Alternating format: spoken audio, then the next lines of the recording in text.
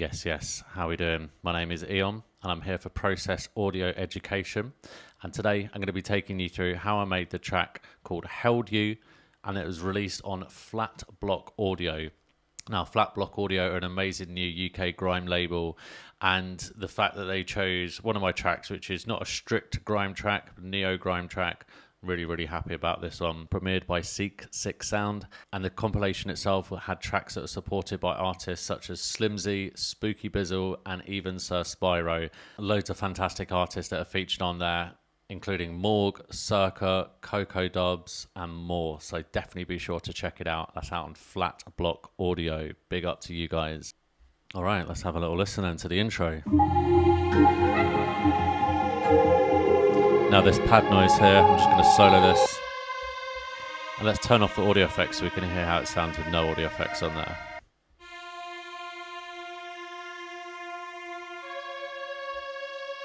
And this is a great sound, something that was made inside Serum, something I call Padded Out. We've got Monster 2 on there, and the Juno sounds. And then as we dive in, you can see we've got EQ, distortion, bit of hard clipping going on. I've got a reverb inside there already, hyper dimension, as always, I'm a big fan of that. The compressor, again, not really kind of adding anything to it, just boosting in gain. And also the filter. But now let's add in some of these audio effects one by one. I'm just going to switch them all off and then bring them back in. So this first one, this is like, if you've heard my tracks before, you would have heard this doubler effect being used quite a lot. And I love just slowing the rate right down, pushing the amount, pushing the feedback. And if you push it really hard,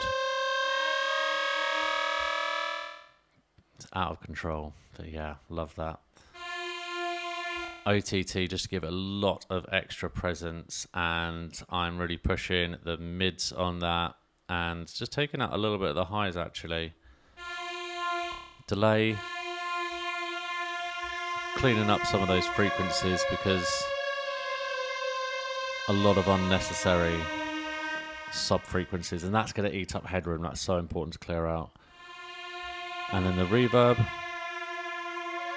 Now this has got low cut on it already, so I'm not too worried. Technically I should have put it after there. Quite often though I will sandwich a reverb. I'll have the EQ, then a reverb, then another EQ, but I'm using the low cut on the input filter, so yeah. Now we do have another one here. Now I kind of had to freeze and flatten that one because my computer was causing me serious issues, so sadly I can't show you that sound. What I can show you though as well on this intro is some of these guitar samples that I've got. Now let's have a little listen to this, how it originally sounded. I'm going to show you in the browser.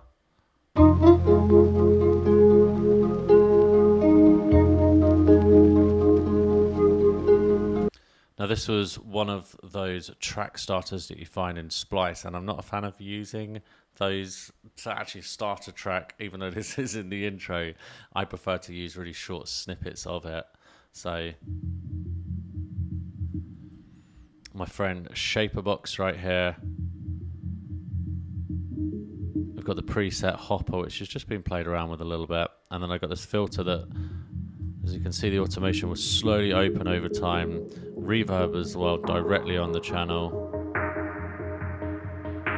And then I've got another version underneath. And that's just duplicated with that filter switched off. And the shaper just adjusted slightly, slowed down on there, so it's not quite such of a fast stutter-like sound on there. And then both of them together.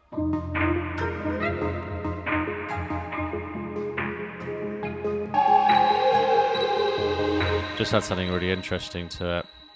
And then in regards to the special effects sounds, now this was a really rough and heavy sound. If we listen to it in the browser, that's how it's originally sounding. And that was taken from a video game sample pack that I had downloaded. If my memory serves me correctly, that's taken from Resident Evil 1, which is why it sounds so lo-fi on there. So to help with that, that EQ is really doing all the work there. We've pitched it down as well, a whole octave.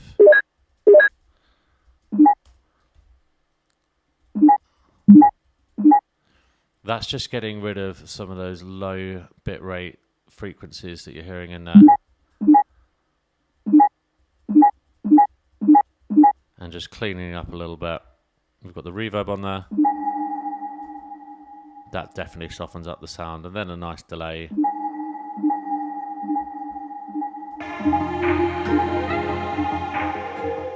So let's have a look at the vocals now.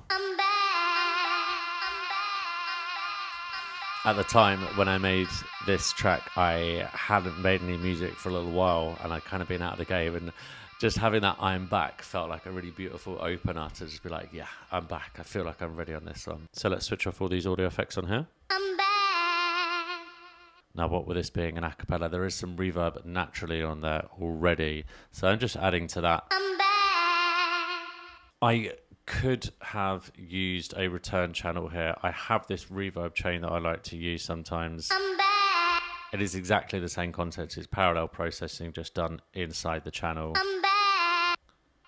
EQ version and then a reverb version with an EQ after it. I'm back. And then we've got a delay. I'm back. Using ping pong on there so you can hear it's bouncing left to right. I've then got Pro Q3, just clearing out some of those lower frequencies. Now, sometimes I don't like ping pong how much it pushes it left and right in the speakers, so I'll tend to use something like this utility tool here, and I just bring the width down.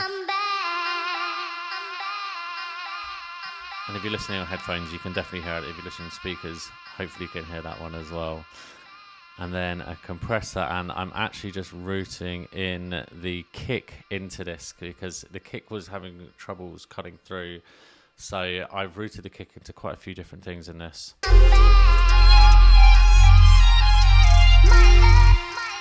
Now on here, this was a technique that I picked up from Careful, and it's one that I've just kind of adapted and made it my own. So if we have a look on here, we can see that I've got, look at how we've actually zoom in correctly. As you can see on here, I've got the frequency on the filter, just playing around, and then I'm turning the delay on and off.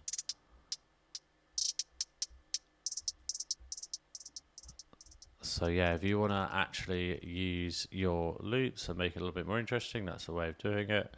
Now, I do admit, in the actual main drums, I was a little bit lazy. Not much chopping going on there. Two different ones, so yeah, you know, sometimes I use loops on there and sometimes a little bit lazy. But here's the actual drums. Now these drums I've really, really heavily pushed. It's all within this drum bus.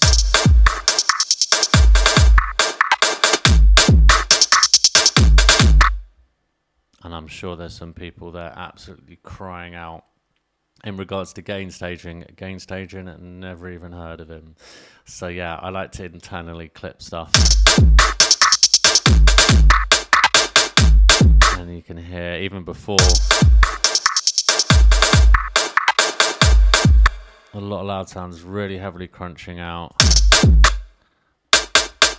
We've got this snare here, and that's got a reverb just straight directly on the Valhalla Vintage, the ambient setting on there, just kind of manipulated a little bit. But yeah, it's all in this drum bus, and then using Pro Q3 just to cut out quite a lot of those lower frequencies on there, in fact, out of the stereo field, and then we're keeping it in the mono field. So we've also got that bass on the intro. An OTT on there. I've not actually mid-side EQ'd this at all. And I have a reverb on there too. So Yeah, I like to do things in not always kind of a conventional way, but I have played this out in the club before and it sounded good, so what can I say? And yeah, let's have a little look at that. This is a bass sound that you're going to hear later on within the track. I mean, the sub in there is mono itself, and we're just kind of opening up.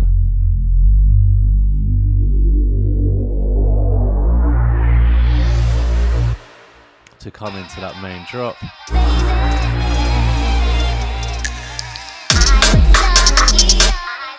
And it wouldn't be a great drop sound unless we had